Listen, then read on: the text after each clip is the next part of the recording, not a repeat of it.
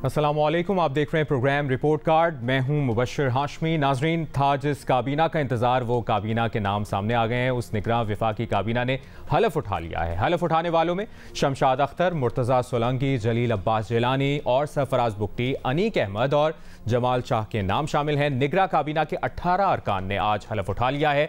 हम अपने तजियाकारों से पूछेंगे कि वो निगरा काबीना को कैसे रेट करेंगे। आज पैनल में हमारे साथ मौजूद हैं सीनियर सहाफ़ी तजियाकार मज़हर अब्बास साहब, शहजाद इकबाल साहब, बेनज़ीर शाह साहिबा, हफीजुल्लाह न्याज़ी साहब। आगाज़ करेंगे शहजाद आपसे। निगरा काबीना को आप क्या रेट करेंगे, क्या इंप्रेशन है आपका पहला इस निगरा काबीना पर? फ्रैंकली मैं मुबश्शिर नंबर तो नहीं दे सकता, क्योंकि कई नाम ऐसे हैं जिनसे मैं ज़्यादा वाकिफ़ नहीं हूँ। मैं पर्सनली उनको नहीं जानता, ना उनके काम से बहुत ज़्यादा वाकिफ़ हूँ, इसलिए मैं उन वजारतों के हवाले से तो रेट नहीं कर सकता। दो तीन अहम वजारतें हैं मेरे ख्याल से। एक तो ऑब्वियसली फाइनेंस मिनिस्ट्री, जिसमें डॉक्टर शमशाद अख्तर को लगाया गया है। मेरे ख्याल से जितना मैंने उनको देखा है, बहुत ही हार्ड वर्किंग खातून है।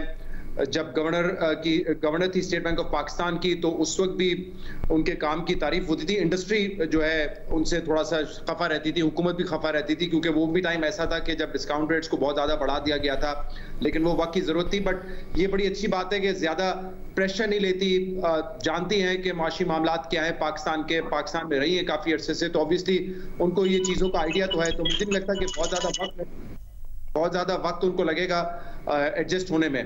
बट ऑब्वियसली दो डिफरेंट रोल हैं, being governor of state bank of Pakistan and being the finance minister of Pakistan.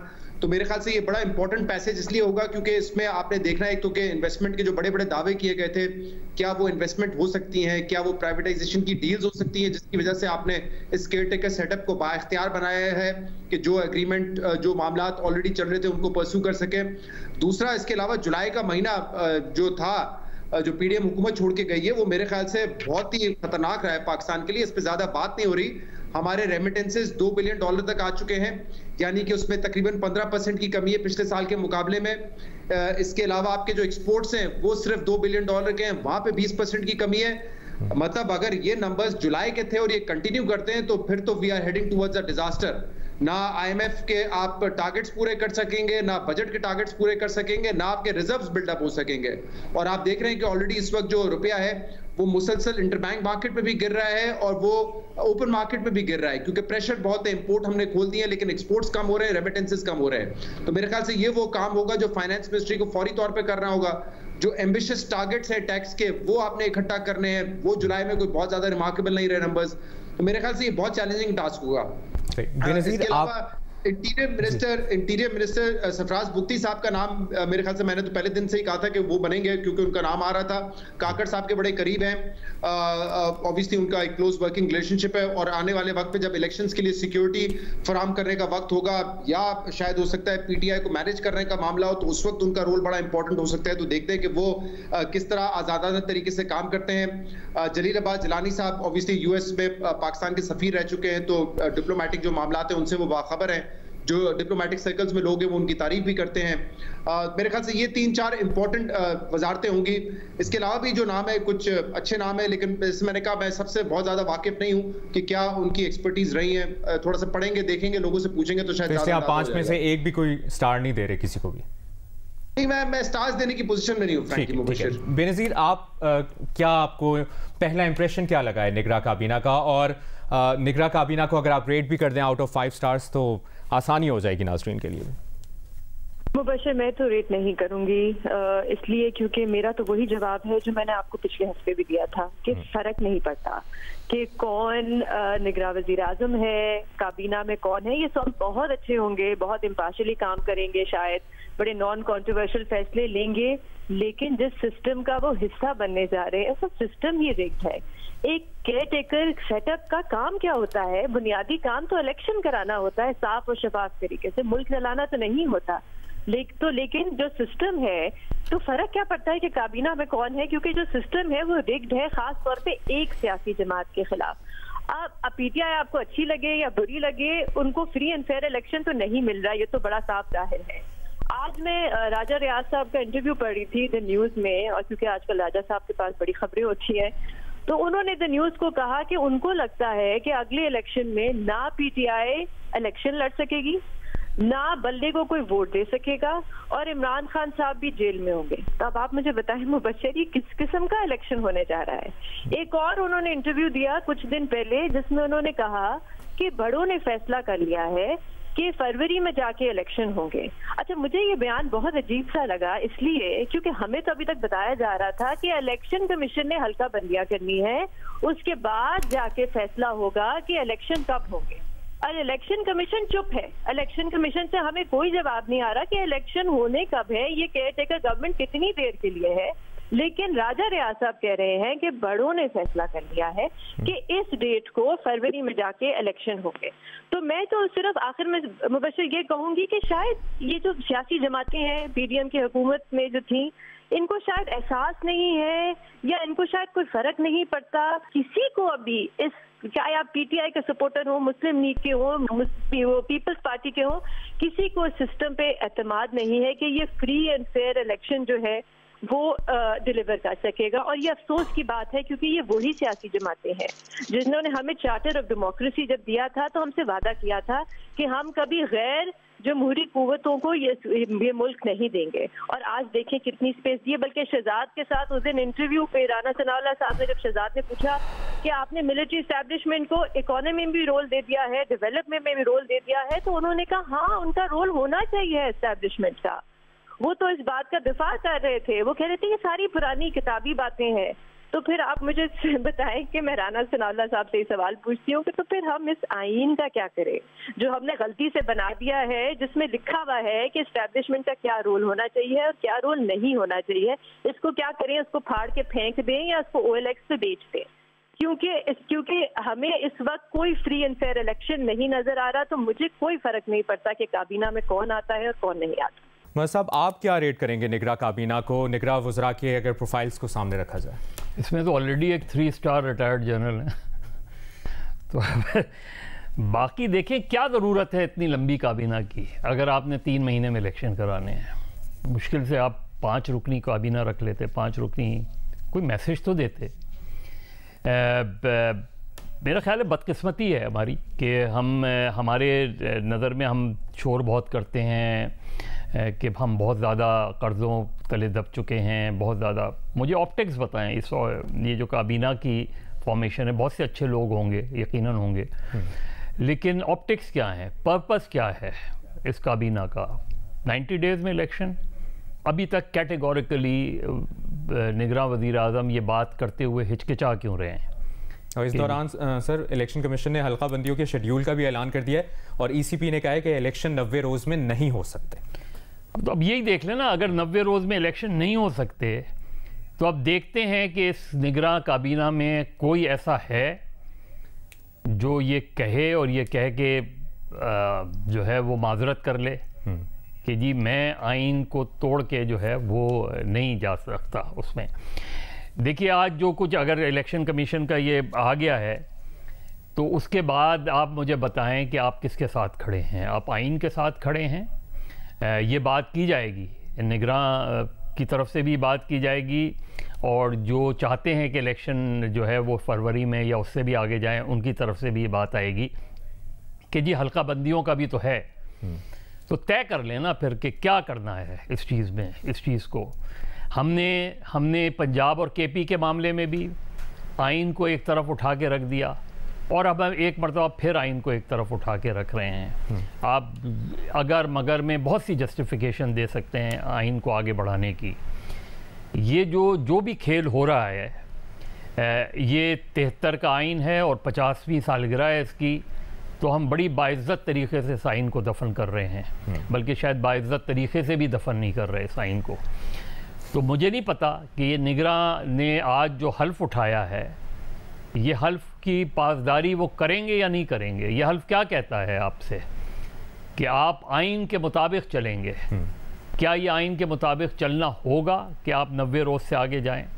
और जो सिंध के मेरे ख्याल है अभी निगरां वज़ीर आला बनने जा रहे हैं, जस्टिस मकबूल बाकर, बहुत अच्छी रेपुटेशन के वो हैं।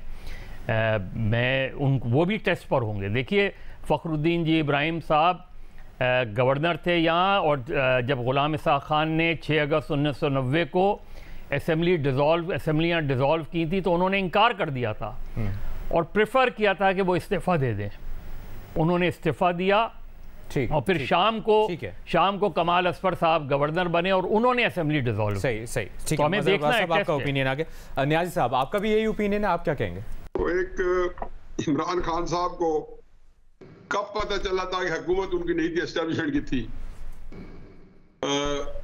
वो कितनी दफा दोहरा चुके हैं इमरान खान साहब इलेक्टेड गवर्नमेंट, और क्या कहते थे कि जी मेरी तो हुकूमत ही नहीं थी। जब इमरान खान साहब की हुकूमत के अंदर उनका अमन दखल नहीं था और सबको एस्टेब्लिश करा रही थी, तो शहबाज शरीफ साहब ने तो भरमला कहा है कि मेरे बारे में जो कहा जाता है मैं बना के रखता हूँ, मुशर्रफ साहब से बना के रखता हूँ। मिलता था, ये भी चंद दिन पहले एक इंटरव्यू में शायद हामिद मीर साहब को वो फरमा रहे थे, वो तो विदाउट मिन्सिंग वर्ड्स, बगैर अल्फाज चबाए फरमा रहे थे कि एस्टेब्लिशमेंट के असर सूख के नीचे मेरी गवर्नमेंट ने काम किया है। और फिर निगरान से हम ये तो करें, ये जो आपका आरटीएस बैठा था 25 जुलाई की बदकिस्मत रात को 2018 को, तो आज तक किसी नाम लिया है कि निगरान वजीर आजम कौन था जिसने ये गैर जानबदार इलेक्शन कराए थे और नहीं करा सका? नहीं, क्योंकि सबको पता था, सारे जानते थे कि नाहक हम मजबूरों पर तोहमत मुख्तारी की, जो चाहे स्वाप करे, हमको बस बदनाम किया।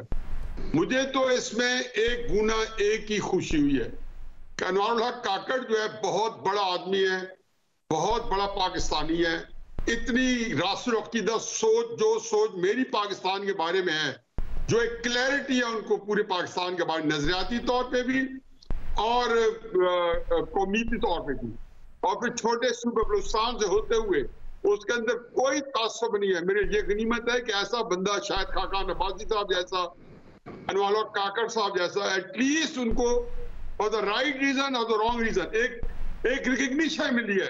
हो सकता है कल कला इस चीज को वो किसी और अच्छे काम के लिए इस्तेमाल कर सके, लेकिन अगर उनसे ये तो वो करें कि वो आपको आगे मदर साहब की जो बहुत ही आइडियलिज्म है उसको फुलफिल करेंगे, तो ये तो कसूर मेरे भाई मदर साहब। अच्छा है वैसे न्याजी साहब, कॉन्स्टिट्यूशन को हम आइडियलिज्म कह रहे हैं? नहीं, मैं बिल्कुल आपके साथ हूं, ये मेरा अपना ये आइडियलिज्म है। मैं तो ये कहता हूं ना, ये तो मैं इसीलिए इसको अप्रिशिएट कर रहा हूं कि आप मदर साहब जैसे जो लोग पाकिस्तान के अंदर अब चिराग ढूंढे से मिलते हैं, जो कि हकीकत ये कि गनीमत हमारे लिए, अब इनके आइडियलिज्म को वो अगर ये तो कोई मैं ये कर बैठूं कि निगरान काबीना आके इनके आइडियलिज्म के मुताबिक करेगी, तो जो हाल किया है इलेक्टेड गवर्नमेंट इमरान खान साहब ने, यहाँ पे आपका मुझे तो साहब आपका ओपिनियन आ गया। अब हम बात करेंगे इलेक्शन कमीशन ने हल्का बंदियों के सही शेड्यूल का जो ऐलान किया है, इस पर हम तफसील से बात करेंगे एक ब्रेक के बाद। ब्रेक के बाद प्रोग्राम रिपोर्ट कार्ड में एक बार फिर आपको खुशामदीद कहेंगे और अब से कुछ देर पहले होने वाली अहम डेवलपमेंट पर हम बात करेंगे। इलेक्शन कमीशन ने हल्का बंदियों के शेड्यूल का ऐलान कर दिया है और इलेक्शन कमीशन ने मुल्क भर में नई मरदमशुमारी की बुनियाद पर हल्का बंदियां करने का फैसला किया है और नई हल्का बंदियों को 14 दिसंबर तक हतमी शक्ल दी जाएगी। हल्का बंदियां इलेक्शन कमीशन 14 दिसंबर तक मुकम्मल करने के बाद इलेक्शन कमीशन शेड्यूल का ऐलान करेगा। मज़हर अब्बास साहब, देखिए आज चीफ इलेक्शन कमिश्नर की कोई 2 घंटे मुलाकात हुई है चीफ जस्टिस ऑफ पाकिस्तान से। अब मुझे नहीं पता कि उसके बाद क्योंकि ये ऐलान सामने आया है तो क्या इसमें वो कंसर्न शामिल है, क्योंकि अगर उन्होंने जाके एक तरह की राय ली है उनसे, क्योंकि ज़ाहिर है हल्का बंदियाँ जब सीसीआई ने कर दिया और सीसीआई को भी चैलेंज किया हुआ है कि सीसीआई में जो 2 प्रोविंसेस के केयर टेकर चीफ मिनिस्टर हैं, क्या वो पार्ट ऑफ द सीसीआई हो सकते हैं या नहीं हो सकते हैं। ये सारी चीज़ें कन्फ्यूजन फैला रही हैं। और अब अगर election commission chief election commissioner को ये कंसर्न चीफ जस्टिस से मिली है मुलाकात के बाद तो वो अलग बात है, लेकिन अदरवाइज़ मेरा ख्याल है हम एक मरतबा फिर सियासी अदम इस्तेकाम की तरफ बढ़ रहे हैं और अनफॉर्चुनेटली ऐसा लगता है कि जो राजा रियाज साहब ने बात की थी उसी तरफ हम जा रहे हैं। इतना स्पेसिफिक कैटेगोरिकल उन्होंने बात की कि 15 फरवरी को इलेक्शन होंगे और वो उनके बकौल उनके बड़ों ने या बुज़ुर्गों ने ये बात की है उनसे, तो उसके बाद फिर हमारे लिए रह क्या जाता है? जो भी आप कह लें तो हम एक शैम डेमोक्रेसी की तरफ बढ़ रहे हैं। Good bye to constitution, good bye to rule of law और good bye to freedom of expression. Benazir, आपको क्या लगता है, क्रक्स ये है कि आम इंतखाबात अब 90 दिन में नहीं हो सकते, जो मज़हर साहब बात करें कि बात सियासी अदम इस्तेहकाम की तरफ जा रही? देखें, पहली बात तो मुबश्शिर क्या बात है वैसे कि राजा रियाज साहब को पहले पता था कि इलेक्शन कब हो रहे हैं। इलेक्शन कमीशन को शायद नहीं पता था, लेकिन राजा साहब को पहले पता था, और जो तारीख बड़ों ने दी वही तारीख पे शायद हमारे यहाँ इलेक्शन होंगे। लेकिन मैं अभी भी कहूँगी कि मुझे खौफ इस चीज़ का है कि इससे आगे डिले ना हो जाए, क्योंकि अभी कहा गया है, मेरे ख्याल से जो मैंने पढ़ा है, कि 14 दिसंबर तक जाके हल्का बंदियां ख़त्म होंगी। उसके बाद 1 महीना लगता है कि कंप्लेंट्स का प्रोसेस होता है, वो 1 और महीना होगा। तो अगर फरवरी तक जाके होती हैं तो अच्छा होगा, लेकिन ऐसा ना हो कि दिसंबर तक जाके आगे डिले हो जाए मामला, क्योंकि अभी भी इलेक्शन कमीशन ने आपको डेट नहीं दी कि इलेक्शन कब होगा। और दूसरी बात, जैसे मज़हर साहब कह रहे थे कि एक और मामला ये भी है कि अदालत में जो पिटिशन आया है सीसीआई काउंसिल की मीटिंग के बारे में और उसके खिलाफ, के उसमें 2 निगरां वज़ीर आला थे जिनका कोई रोल नहीं है, तो अब उसको भी देखते हैं कि उस पिटिशन का क्या बनता है, क्या वो डिले कर देता है इलेक्शन को। तो अभी भी बहुत से इफ्स हैं, अभी भी सिचुएशन क्लियर नहीं है। सिचुएशन क्लियर नहीं है आपको लग रहा है। शहजाद, आपको क्या लग रही है सिचुएशन? क्या फिर पुरानी हल्का बंदियों पर ये हो जाता तो ज़्यादा बेहतर था?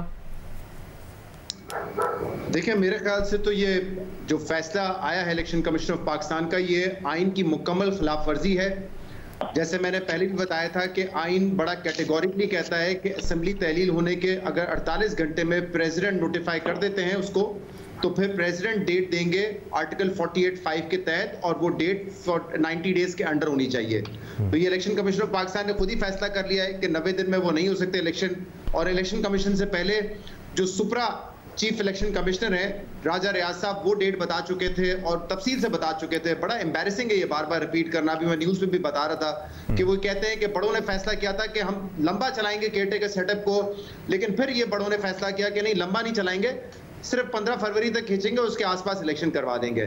तो जिस मुल्क में आइन की कोई हैसियत ना हो, कानून की कोई हैसियत ना हो, वहाँ पर इसी तरह फैसले होते हैं।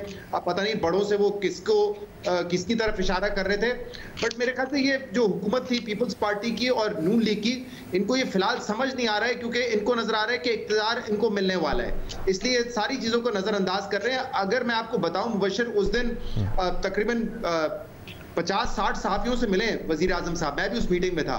80% ऑफ द क्वेश्चंस वर कि आपने अपने हुकूमत के 16 महीने में जो एस्टैब्लिशमेंट का फुटप्रिंट है उसको मजीद मजबूत किया है। आपने तमाम जो सिविलियन इख्तियारात थे वो उनको हैंड ओवर कर दिए हैं। आपने ऐसी कानून साजी की है जिसमें पार्लियामेंट रबर स्टैंप तो आप छोड़ दें, मतलब ना आपके अपने जो सेनेटर्स, अपने जो एमएनएस थे वो उस पर तनकीद कर रहे थे, लेकिन prime minister was all okay with it. वो कहते ठीक है, और जिस तरह हमारे प्रोग्राम में भी हवाला दिया बेनज़ीर साहब ने कि Rana Sanaullah was all okay with it. पहले क्या बयान था, वोट को इज्जत दो, सिविलियन सुप्रीमेसी। अब कहते हैं ये किताबी बातें, क्योंकि क्या मसला है कि अब इनको इक़्तिदार नजर आ रहा है। और ये सिर्फ पीएमएलएन या पीपल्स पार्टी नहीं, पीटीआई भी जब ऑपोजिशन में होगी बड़े जमहूरी असूल पसंद आपको नजर आएंगे। जैसे ही हुकूमत में आएंगे तो एस्टैब्लिशमेंट के साथ मिलकर वही कुछ करना शुरू कर देंगे जिसके खिलाफ वो ऑपोजिशन में बात करते थे। और मेरे ख्याल से ये इलेक्शन कमीशन ऑफ पाकिस्तान अब बराए नाम रह गया है। पहले मैं नहीं समझता था जब ये इल्जाम लगते थे कि वो गैर जानिबदार नहीं है, बट नाउ आई बिलीव कि वो गैर जानिबदार नहीं है। वो जो इस वक्त स्टेट एक सिस्टम को चला रही है जिसको बेनज़ीर ने कहा रिग्ड सिस्टम है, वो उसका हिस्सा है। इलेक्शन कमीशन का काम होना चाहिए था आइन और कानून के मुताबिक फ्री एंड फेयर इलेक्शन करवाएं, लेकिन वो इस सिस्टम का हिस्सा बन के एक ऐसे एक्सपेरिमेंट की तरफ हमें लेके जा रहे हैं जिसका कोई एंड फिलहाल हमें नजर नहीं आ रहा। शायद किसी ने कहीं पे कुछ वॉर गेमिंग की हो उसकी कि क्या होगा, किस तरीके से इसके नताइज निकलेंगे, बट मुझे नहीं नजर आ रहा। मुझे ये एक और एक्सपेरिमेंट नजर आ रहा है जो कि 70-75 साल में हम कई मर्तबा कर चुके हैं। कभी डिक्टेटर्स आए, कभी सिविलियन गवर्नमेंट्स आई, कभी हाइब्रिड निजाम आया, कभी हाइब्रिड 2.0 आया, और अब मेरे ख्याल से वो ख्वाहिश भी पूरी हो गई कि प्रोलॉन्ग केयरटेकर सेटअप के जरिए मुल्क को पटरी पर लगाया जाए। लेकिन मुझे नहीं लगता ऐसा हो सकता है। हमारे सामने मिसालें मौजूद हैं। बांग्लादेश को आप देख लें, सिर्फ 15-20 साल पहले कहां था, आज कहां खड़ा हुआ है। क्या किसी हाइब्रिड निजाम की वजह से खड़ा हुआ है? क्या इंडिया में जहां बिल्कुल हमारे जैसे लोग हैं, एक कल्चर, एक रहन सहन, एक आप कह सकते हैं तरह के बिल्कुल लोग हैं, लेकिन आज वो कहां खड़ा हुआ है? क्या कोई एक्सपेरिमेंट किया उन्होंने अपनी जमहूरियत के साथ? क्या उन्होंने कोई टिंकरिंग की है इस तरह की कि हम ये करके देख लेते हैं, शायद इसका नतीजा डिफरेंट निकलेगा? बेसिकली हम चेहरा एक नाम नया दे देते हैं या चेहरा नया देने की कोशिश करते हैं, कर हम वही रहे।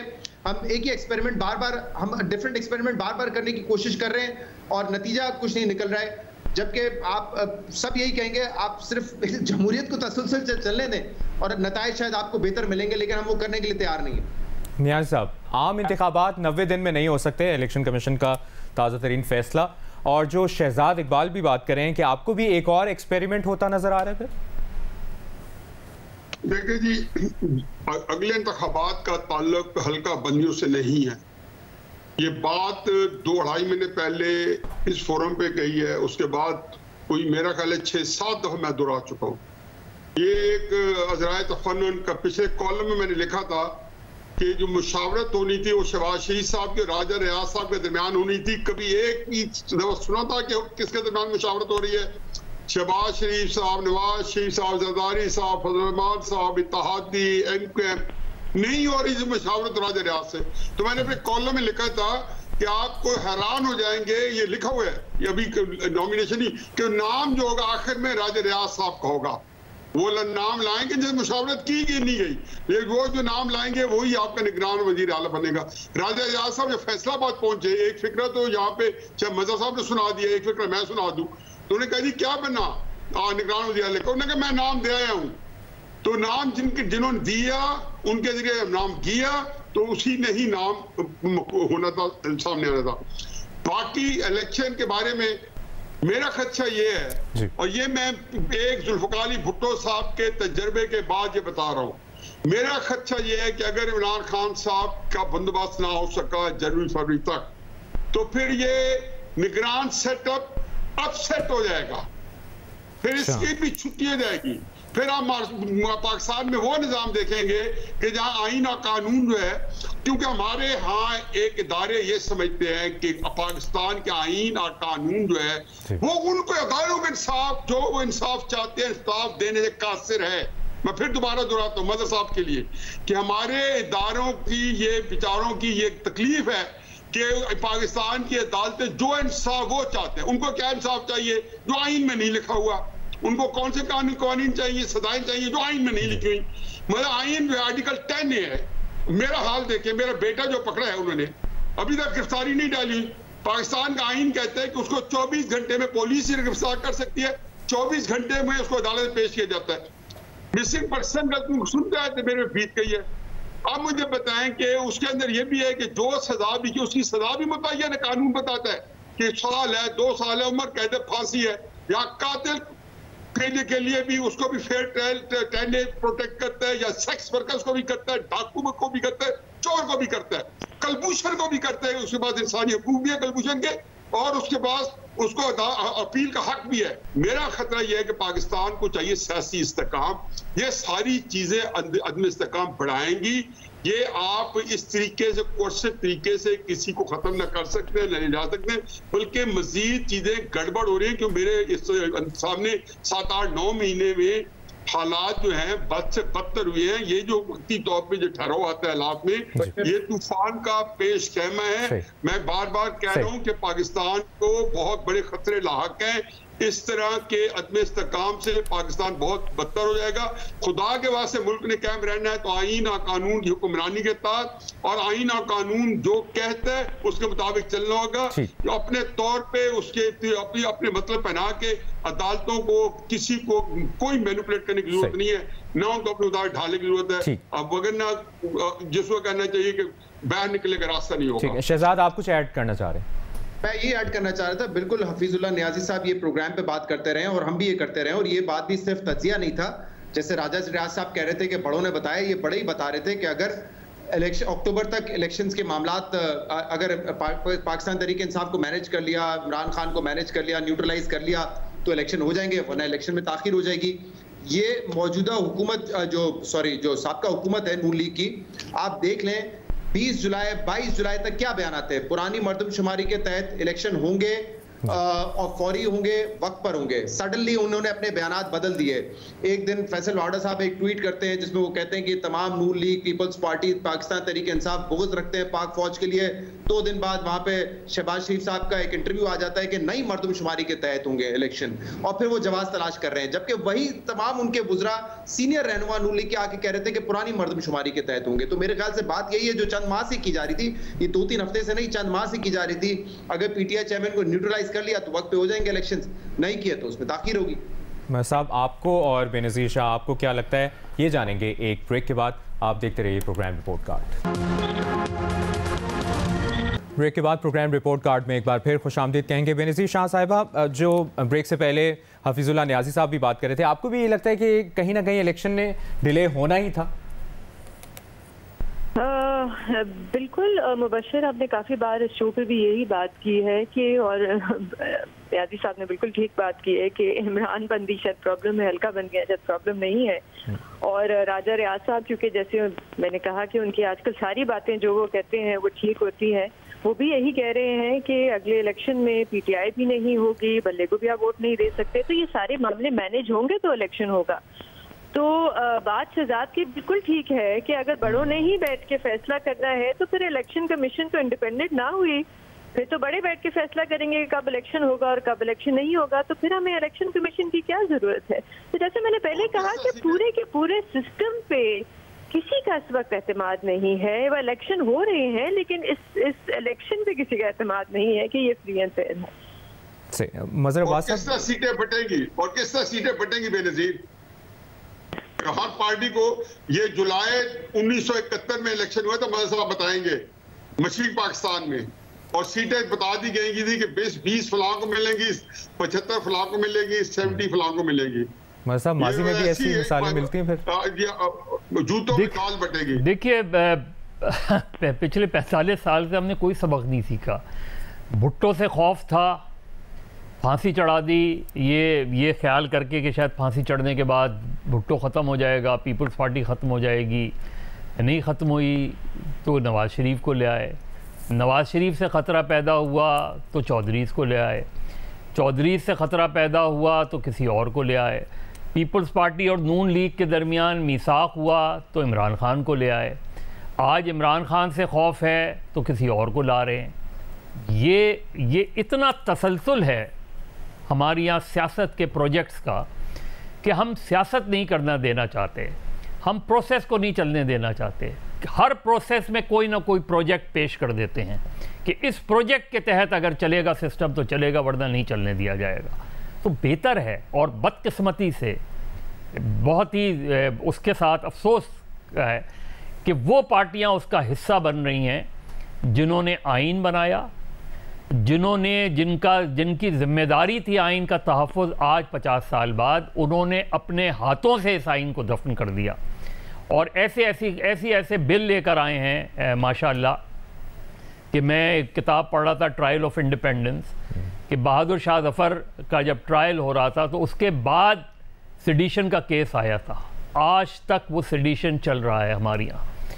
ये जो सूरत हाल है, मेरा ख्याल है कि कम से कम as a democrat, as someone who believed in freedom of expression, मुझे तो अब ये सिस्टम चले या ना चले, ये सिस्टम नज़र नहीं आ रहा कि एक डेमोक्रेटिक सिस्टम है। इस मुल्क में नहीं चलने दिया जाएगा जब तक आप मनपसंद नताइज नहीं हासिल होंगे। इस मुल्क में ना इलेक्शन होंगे, ना इलेक्शन के नताइज होंगे। माजी में भी यही हुआ है, अब भी हम ये देख रहे हैं। एग्जैक्टली 77 से ऑनवर्ड्स आप देखते चले जाएं, आपको एक तसलसल नज़र आएगा। हर दौर में एक प्रोजेक्ट पेश कर दिया जाता है, उसी प्रोजेक्ट को आगे बढ़ाया जाता है। और ये सिलसिला न्याजी साहब आगे भी ऐसे ही चलता रहेगा? मैं एक चीज अभी कहा, मैं उसको दोबारा एम्फेसिस करना चाहता हूं कि आप, मेरा खतरा ये है और मुझे यकीन कामिल है कि जिस डगर पे चल पड़े हैं, इन्होंने अपने लिए, जो लोग ये काम कर रहे हैं, अपने लिए ऑप्शन ही नहीं छोड़ी कि फरवरी के अंदर इनको सिस्टम लिपेटना पड़ेगा। और सिस्टम ये मेरे लिए या सियासतदानों के लिए या मदर साहब के लिए या बेनजीर के लिए, आपके लिए नहीं, या मीडिया के लिए नहीं लपेटेंगे, ये लपेटेंगे अदालतों के लिए। अदालतों से जो, हालांकि अदालतें इनको रिलीफ दे रही हैं, उससे कोई ऐसा खुश नहीं है, ना तहरीक इंसाफ के लोग खुश है, ना तहरीक इंसाफ मुखालिफ खुश है कि हर एक समझता है उनको उसके मुताबिक नहीं मिल रहा। ये 3 नवंबर 2007 की तरह की कोई इमरजेंसी टाइप फार्मूला करेंगे जिसमें अदालतों को पीसीओ के हल्फ के तहत काजी फैजी साहब वगैरह सारे लुकमा अजल बनेंगे। ये मेरी बात आप देख लें, जजेस को सारों को पीसीओ की तरफ फिर आएगा, उसका भूत प्रीत आसिफ दोबारा आएगा। और ये उसके बाद क्योंकि असल में इमरान बंदी के लिए इनके पास ये क्लूलेस होते जाएंगे, अदालतें इनको वोट नहीं दे सकती। भुट्टो साहब के वक्त में तो फिर मिल गया था कि उसके डायनेमिक्स फर्क थे, यहाँ पे नहीं है। लेकिन इनको वही चाहिए, कोई का लीडर जो है वो जेल के अंदर खतरनाक ज्यादा होता है, उसको कुछ भी नहीं बिगाड़ सकते आप, लेकिन जो जिंदा होता है तो जाहिर है कि वो तंग करता रहता है। तो मैं बड़ा सख्त परेशान हूँ पाकिस्तान के बारे में, और सीरियस नोट, क्योंकि मैं तो ये कहता हूँ कि आंख जो कुछ देखती है लब पे आ सकता नहीं। अल्लाह ताला पर रहम करे, पाकिस्तान को अपनी हिफाजत से बचाए, क्योंकि और कई तरीके हैं इन चीज को हल करने के, सिर्फ वो तरीका नहीं है जो आप ताकत के बलबूते पे सोचते हो।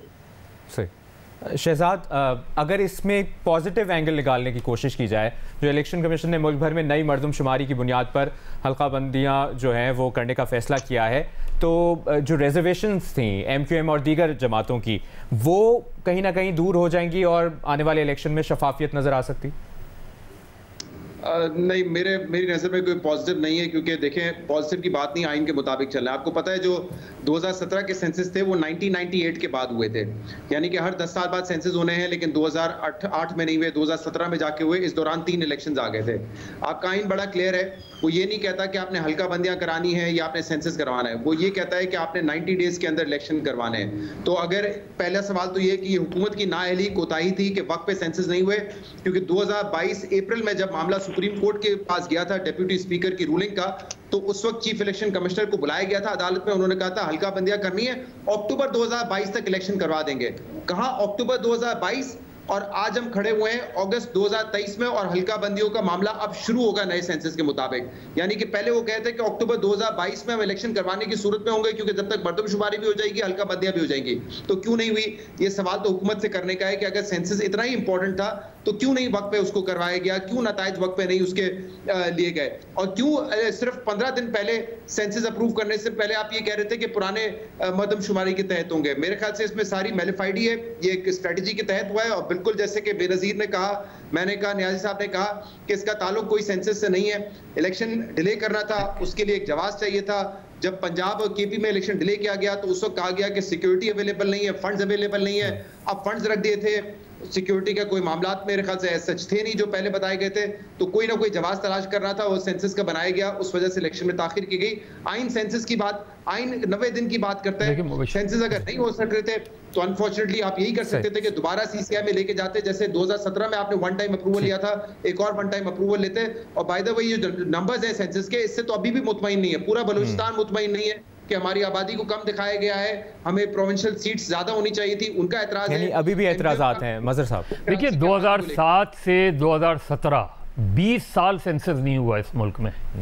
इलेक्शन हुए ना 2013 के, 2017 में सेंसस हुआ, उस पर भी ऑब्जेक्शंस था। 2022 में सेंसस हुआ, उस पर भी सवालात उठे हैं, अब भी उठे हैं 2023 में जब आपने इसको कंप्लीट किया।